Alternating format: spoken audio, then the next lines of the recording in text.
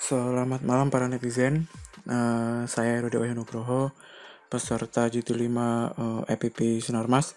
Kali ini saya akan sedikit membahas tentang pengklasifikasian serat kayu berdasarkan panjang seratnya. Yang mana untuk kali ini saya akan membahas tentang hardwood atau serat panjang. Nah, untuk dari overview sendiri atau pendahuluan, dalam dunia perdagangan, kayu dibagi menjadi dua golongan utama, yaitu softwood atau kayu lunak atau kayu daun jarum, dan hardwood, kayu keras atau kayu daun lebar. Untuk kayu-kayu dari golongan Gymnospermae termasuk ke dalam kayu lunak, dan sel-sel penyusunnya didominasi oleh sel tracheid dengan persentase 90-94%. Dan sebagian kecil sel parenkim, sedangkan kayu dari golongan Angiosperma di Cotyledon termasuk dalam kayu keras. Untuk sel-sel penyusunnya lebih bervariasi dibandingkan dari kayu lunak.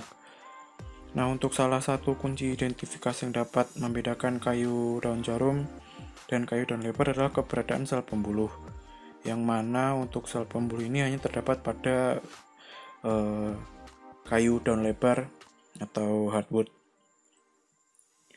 Nah, untuk pengklasifikasian dari struktur anatomi kayu daun lebar dapat dilihat pada tabel berikut, yang mana untuk secara longitudinal atau pembelahan secara memanjang terdiri atas penguat, penyalur, ataupun keduanya, yang mana terdiri atas pembuluh serat.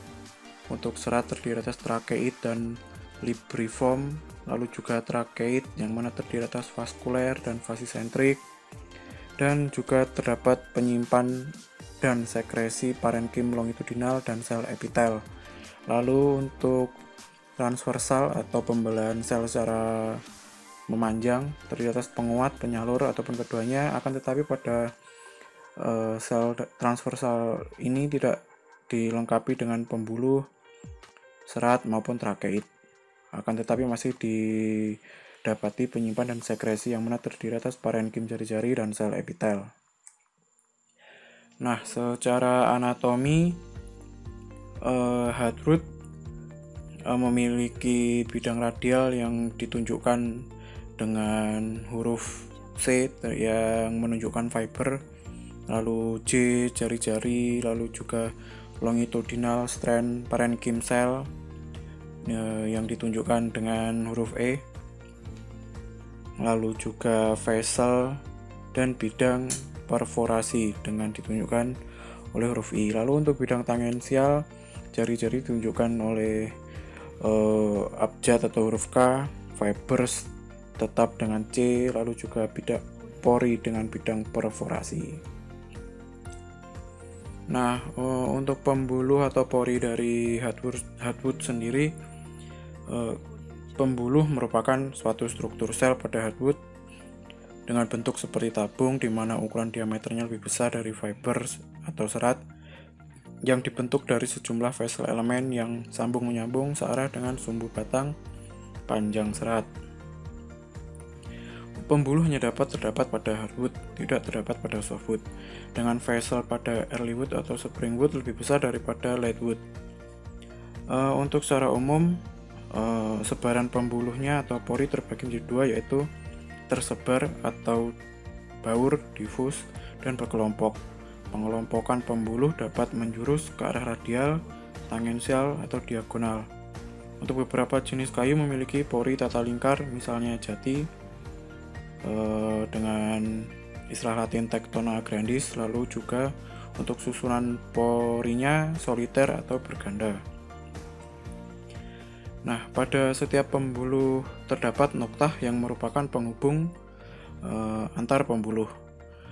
Untuk pengklasifikasian noktah terbagi menjadi noktah sederhana atau simple pit, noktah semi border pit, dan noktah berhalaman atau border pit. Pola penyebaran noktah meliputi scalariform, opposite, dan alternate. Reaksi enzimatik menyebabkan dinding penyekat pembuluh menjadi terbuka sehingga terbentuk bidang perforasi, di mana kondisi tersebut terjadi pada saat pembuluh menjadi dewasa dan bentuk bidang perforasi pada sel pembuluh antara lain dapat terdiri atas simple, scalariform, dan foraminate perforation. Nah, untuk fiber tracheate sendiri, sel yang berbentuk panjang atau langsing, dindingnya lebih tebal dari parenkim dan pembuluh. Untuk panjangnya 300-600 mikron dengan diameter 15-50 mikron. Lalu sel fiber tracheate pada hardwood lebih pendek bila dibandingkan dengan tracheate pada softwood. Nah, selanjutnya adalah longitudinal parenkim. Parenkim umumnya terlihat berupa jaringan yang warnanya lebih cerah daripada jaringan serat. Secara umum, tipe parenkim dibagi menjadi dua, yaitu parenkim apotrachea atau parenkim yang tidak berhubungan langsung dengan pembuluh. Lalu juga ada parenkim paratrachea yang merupakan parenkim yang berhubungan langsung dengan pembuluh.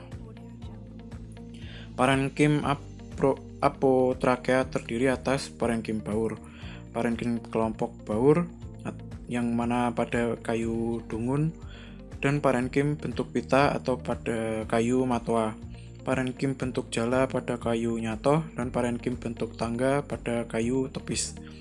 Sedangkan parenkim paratrachea terdiri atas parenkim paratrachea jarang, parenkim terselubung, parenkim bentuk sayap, dan parenkim konfluen. Nah, untuk saluran interseluler, pada hardwood saluran ini dikenal dengan saluran damar. Berdasarkan arah bentangnya, saluran interseluler dibagi menjadi dua, yaitu saluran aksial atau saluran yang searah dengan sumbu batang, lalu juga saluran radial atau searah dengan jari-jari.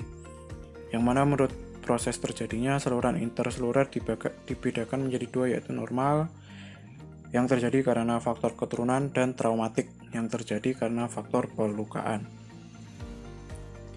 Nah, untuk jari-jari sendiri pada hardwood, lebar jari-jari sangat bervariasi keberadaannya dalam jenis yang sama. Rata-rata jumlah volume jari-jari berkisar antara 5-30% dari total volume kayu. Nah, sekian untuk pembahasan dari serat kayu yang digunakan pada produksi pulp and paper. Kurang lebihnya saya mohon maaf. Terima kasih. Waalaikumsalam warahmatullahi wabarakatuh.